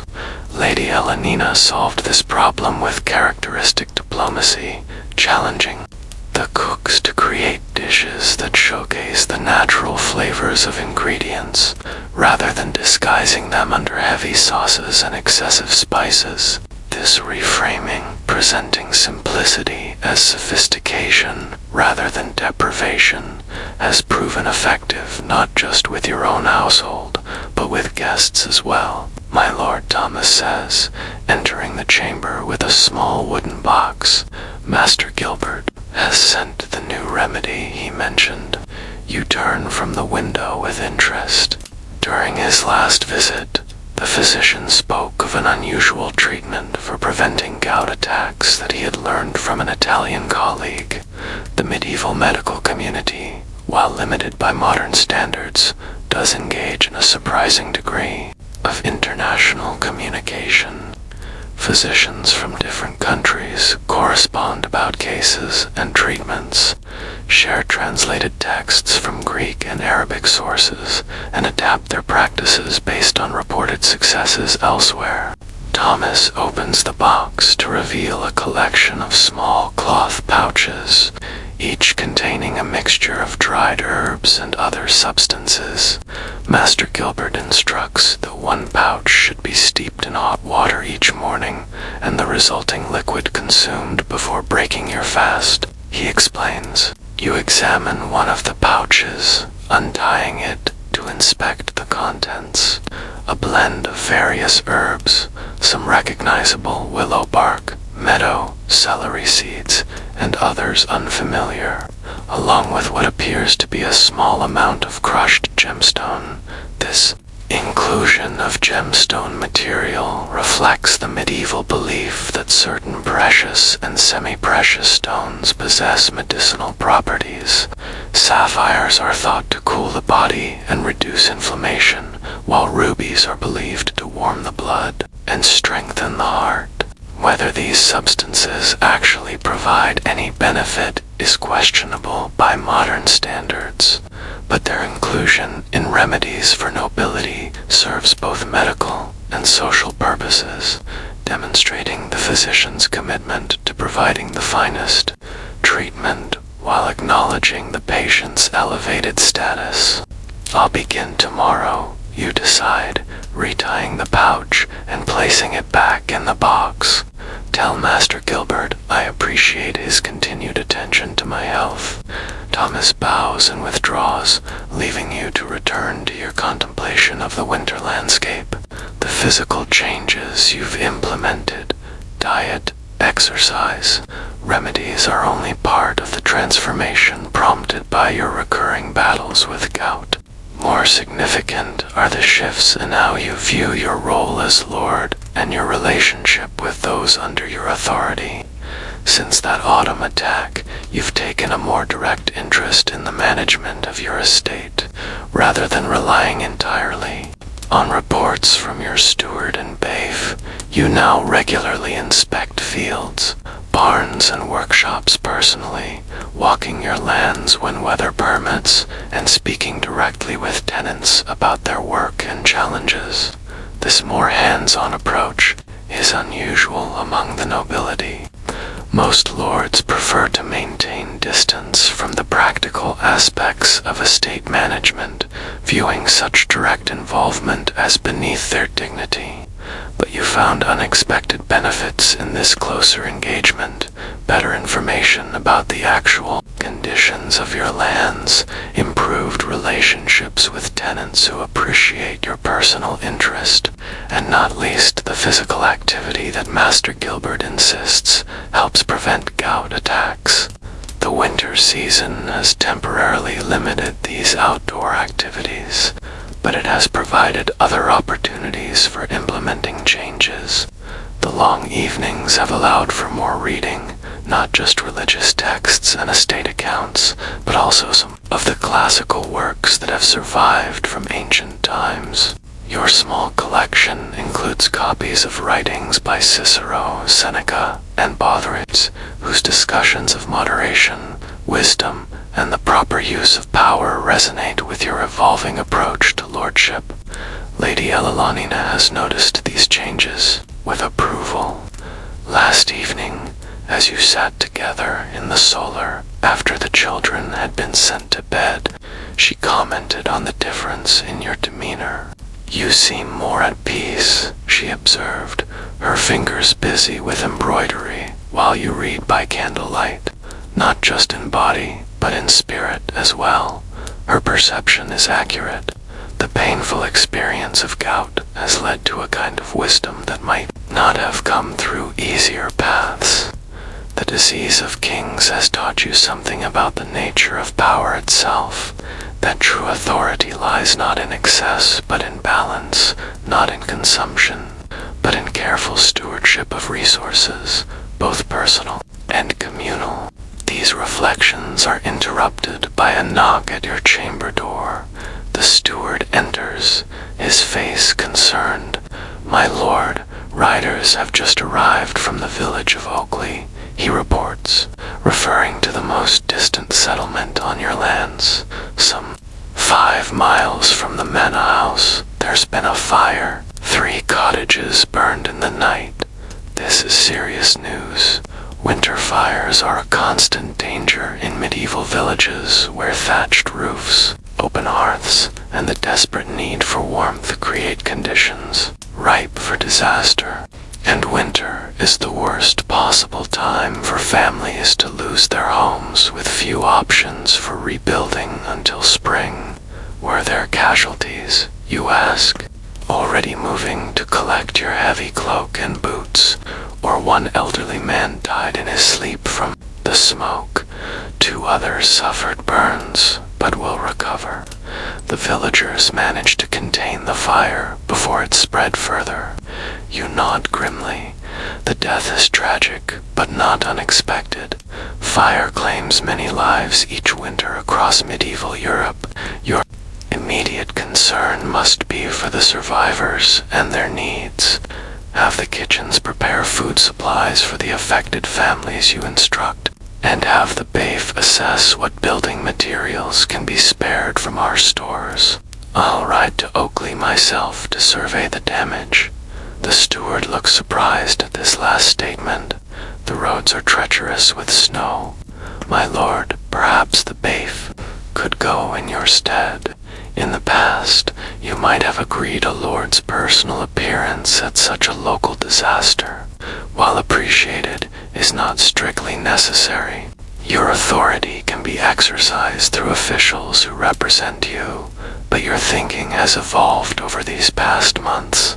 I will go, you state firmly. Those are my people, and they should see that their lord responds to their distress in person. Have my horse prepared and select for men to accompany me." As the steward departs to carry out these instructions, you finish dressing for winter travel. Layers of woolen clothing beneath a heavy cloak lined with fur, thick gloves, and sturdy boots. Physical comfort is one privilege of your rank that you have no intention of abandoning, especially when facing the bitter cold of a January journey. Lady Elalina finds you as you're about to depart, her face concerned but supportive. "Be careful on the roads," she cautions, "and take care that your feet don't become too cold."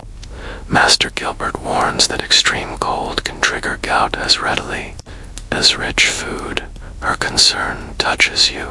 In many noble marriages arranged for political and economic advantage rather than affection, such personal care is not guaranteed. You and Ilalanina have been fortunate your union, while initially planned by your families for the usual practical reasons, has developed into a partnership of genuine respect and affection. I'll be cautious, you promise, and I should return before nightfall. The journey to Oakley is indeed challenging. The roads, little more than dirt tracks in good weather, are now snow-covered and slippery. Your horse moves carefully, breath steaming in the cold air. The men accompanying you, to household guards and to servants, remain vigilant for the multiple hazards of winter travel, from hidden ice to the rare but real possibility of wolves driven by hunger to approach human settlements. The medieval landscape through which you travel appears deceptively peaceful under its blanket of snow. Fields lie dormant, waiting for spring planting. The forests that provide timber, game, and foraging for your estate stand silent, their bare branches etched against the gray sky. Occasional wood smoke rising from cottages or charcoal burners' camps provides the only sign of human activity. This apparent tranquility masks the constant struggle for survival that defines winter in medieval Europe. Stored food dwindles, illness spreads in close quarters, and the cold itself itself becomes an enemy to be fought with insufficient weapons. Unlike you, they cannot afford multiple layers of fine wool and furland cloaks. Their cottages lack the fireplaces and chimneys that make your manna bearable in winter. Their diets, already simple in plentiful seasons, become increasingly sparse.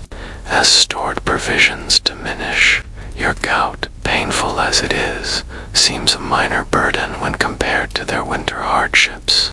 Yet there is a connection between your condition and theirs. Both reflect the realities of medieval life, the constraints that even wealth and power cannot fully overcome. Your body, for all its privileged care, remains vulnerable to imbalances and excesses. Their bodies, hardened by labor and simple fare, face different but equally serious threats from cold, hunger, and disease. Oakley comes into view as you crest a small hill, a cluster of perhaps 30 cottages surrounding a small stone church, smoke still rising from the site of the fire on the village's eastern edge. As your party approaches, villagers emerge from their homes, surprised to see their lord in person rather than a representative. You dismount carefully, your body stiff from the cold ride. The bailiff of Oakley, a man appointed from among the villages to oversee local matters and represent your authority, hurries forward, bowing deeply. "My lord, we didn't expect you yourself," he says, his weathered face showing both respect and concern. "The roads are dangerous in this weather." "I came to see the damage firsthand," you reply, handing your horse's reins to one of your men. "Show me the affected cottages and the families who have lost their homes." The bailiff leads you through the village to the burned buildings. 3 cottages stand in ruins, their timber frames blackened and partially collapsed, thatch roofs entirely consumed by the flames. The snow around them has melted and refrozen into dirty ice. 11 people in total, including children who are currently being sheltered by neighbors. Their faces show the stunned expression common to disaster victims throughout history, a mixture of grief, shock, and uncertainty about the future. You approach them directly, setting aside the usual distance maintained between lord and tenant. "I'm sorry for your losses," you say simply, particularly for Martin Cooper, who died in the fire. The eldest among them, a woman whose lined face suggests a life of hardship, nods acknowledgement. "He was my father, my lord, 82 years old and blind these past 5. He wouldn't have felt much, God be thanked. The smoke took him before the flames, reached his bed." This stoic acceptance of death is characteristic of medieval peasants, for whom mortality is an ever-present reality. Unlike the nobility, who can often afford elaborate medical care and who mark their deaths with expensive funerals and tomb monuments, common people face death with pragmatic recognition of its inevitability and frequency. "We've brought food from the manor," you tell them, gesturing to the packs your servants are unloading, "and I've instructed the bailiff to assess what building materials can be provided from our stores. When weather permits, we'll begin rebuilding your homes." Disasters is a matter of individual conscience rather than established duty. Some lords would offer minimal help or none at all, considering such misfortunes the peasants' problem to solve among themselves. "Thank you, my lord," the woman responds, genuine gratitude in her voice. "We feared we'd have to wait until spring." Thorbild, winter is hard enough with a roof over one's head. You acknowledge, "No one on my lands should face it without shelter if I can help it." This statement represents the evolution in your thinking about lordship in terms of responsibilities and care. The disease of kings has humbled you in some ways, making you more aware of human vulnerability regardless of rank, more conscious of the interdependence that undergores the seeming hierarchy of medieval society. You spend the next hour inspecting the damage more thoroughly, consulting with the village carpenter about rebuilding needs, and ensuring that the cold is penetrating, and you're conscious of Lady Elalanina's warning about chilled feet potentially triggering your gout. Still, you remain until satisfied that everything possible is being done under the circumstances. As you prepare to depart, the elderly woman approaches again, something clutched in her gnarled hands. "For your kindness, my lord," she says, offering a small cloth pouch similar to those containing Master Gilbert's remedies. "My mother taught me to make this for joint pains.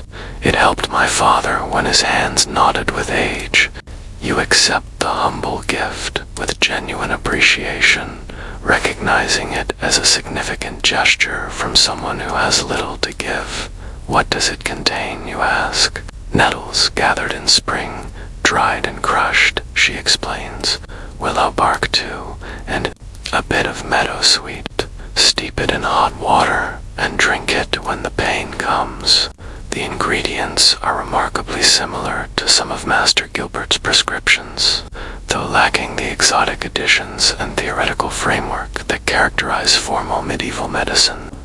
This folk remedy passed through generations of practical experience rather than academic study represents another kind of medical knowledge, one based on observation and tradition rather than ancient texts and university learning. "I'll use it with gratitude," you promise, carefully tucking the pouch into your cloak. This exchange, a lord accepting healing knowledge from a peasant woman, would seem unusual to many of your peers who maintain rigid distinctions between their own sophisticated medical care and the superstitious practices of common people, but your experience with gout has made you more open to wisdom from unexpected sources. The return journey to your manor passes without incident, though darkness is falling as you arrive. Lady Elanina greets you with relief, having worried about winter travel hazards over a simple but warming supper.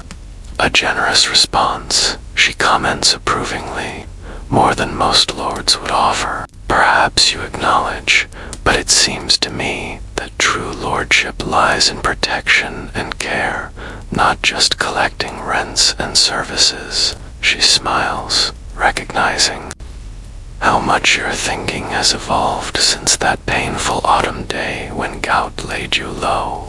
The disease of kings has taught you something about being a better lord, it seems. "Indeed," you agree, raising your cup of watered wine in a small salute. "Pain can be an effective teacher when we're willing to learn its lessons." That night, as you prepare for bed, you realize that your feet remain comfortable despite the day's exertions and exposure to cold. Whether through the dietary changes, Master Gilbert's remedies, increased physical activity, or some combination of these factors, your gout has remained at bay through the early winter months when attacks were previously common. More significantly, the perspective gained through your experience with gout has transformed your approach to lordship itself. The painful reminder of bodily vulnerability common to all humans regardless of rank has fostered a greater sense of connection with those under your protection. The recognition that excess often harms rather than enhances has led you to embrace moderation not only in diet, but in the way you wield authority. Likewise, the realization that wisdom can emerge from unexpected sources has opened your mind to knowledge beyond the traditional confines of noble education. These are quiet but profound shifts, especially in a society where rank and hierarchy are believed to be divinely ordained and unchangeable. Medieval culture does not encourage questioning the established order or the privileges it bestows, and yet your personal experience has brought you to a more nuanced understanding of your place within that order. You do not reject your authority, but you are beginning to redefine how it is best exercised. As sleep draws near, you reflect that perhaps this is the hidden gift within the so-called disease of kings, not merely a painful reminder of human frailty, but an opportunity to cultivate a wiser, more tempered approach to power itself. Gout, in all its torment, has become a harsh tutor in balance, teaching lessons that reach beyond flesh and diet into the very heart of leadership outside your manor house. Winter tightens its grip on the medieval world. In the villages across your land's peasants huddle beside dwindling hearths, enduring the long nights on stored grain and salted meat, awaiting spring's renewal. In the halls of neighboring lords, others feast with less restraint than you now allow yourself, some perhaps already feeling the first sharp twinges of the crystalline torment that heralds another attack in distant monasteries and newly emerging universities. Physicians pore over ancient texts, searching for answers to ailments like gout through the lens of humoral theory rather than empirical science. It is a world of rigid social distinctions, yet one marked by profound shared experience. For all the outward trappings of class and custom, pain, learning, and reflection remain deeply human commonalities. This is your world, and within it, your understanding continues to evolve. Though your medical knowledge is limited, your careful observation of patterns both in the body and in society has granted you a deeper understanding. You have seen firsthand the paradoxes of medieval life, the rigid authority of hierarchy balanced by the quiet, often overlooked truth of mutual dependence between ranks. Your gout, the disease of kings, has opened a unique window into these contradictions. It has allowed you to see past the superficial distinctions of station, title, and wealth to the shared vulnerabilities and needs that unite all people. Pain has stripped away illusion and revealed a deeper solidarity that transcends class. As you drift toward sleep, warm beneath layers of wool and linen, while winter winds howl against your manor walls, you acknowledge this unexpected wisdom in silence. The pain of gout, intense, humbling, and relentless, has become a strange kind of teacher, revealing truths about your society and your place within it that might have otherwise remained hidden. For this painful enlightenment, you find yourself somewhat ironically grateful. This so-called disease of kings has, in subtle but meaningful ways, made you a better lord. And in a world where lordship is not merely a privilege, but a sacred responsibility for the welfare of many, that growth matters. The peasants of Oakley, who will receive the promised materials to repair their homes despite winter's hardships, are the first to feel the practical effects of your evolving perspective. But they will not be the last. What began as a personal affliction now ripples outward, quietly reshaping your leadership, your household, and perhaps in time your legacy. Perhaps this is how societies truly evolve, not through grand revolutions or dramatic upheavals, but through quiet, individual revelations that slowly reshape how power is understood and exercised. Your gout, painful though it is, may be contributing in its own small way to such evolution, sending ripples outward from personal suffering into the broader realm of those within your care. This thought lends purpose to your pain. It offers meaning beyond the physical discomfort that so often disrupts your life. The disease of kings becomes not merely an affliction to be endured, but a tutor, one whose harsh lessons may in time benefit both king and commoner alike. With this comforting reflection, you surrender to sleep. Your body, though still aching, rests more easily. Your mind, for winter cold that holds your medieval world in its icy grip. Outside, stars glitter in the clear night sky, same stars that have silently watched over countless generations as they struggled, adapted, and sought wisdom in the face of adversity. Sometimes that wisdom has emerged from the most unlikely places even, perhaps from the painful swelling of a noble's toe. The crystalline deposits that bring such torment carry, paradoxically, a kind of clarity. They offer a window into truths about power, privilege, and human connection, truths that are so often obscured by the elaborate trappings of rank and tradition. In this way, one of the worst consequences of medieval wealth, agonizing burden of gout, transforms into an unexpected gift, the chance to become a wiser, more compassionate steward of the wealth and authority that define your place within the delicate fabric of this world.